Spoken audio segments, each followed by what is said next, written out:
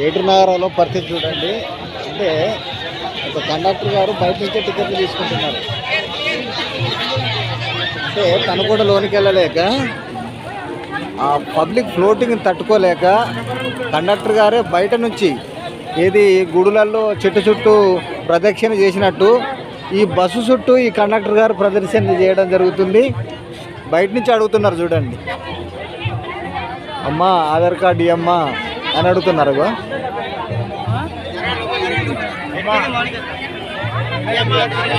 కారణం అంటే కండక్టర్ గారు పోవడానికి కూడా వీల్లేని పరిస్థితి. కండక్టర్ గారు బస్సు చుట్టూ తిరుక్కుంటూ బయట టికెట్లు తీసుకుంటున్నారు చూడండి. బయటనే టికెట్లు తీసుకుంటున్నారు.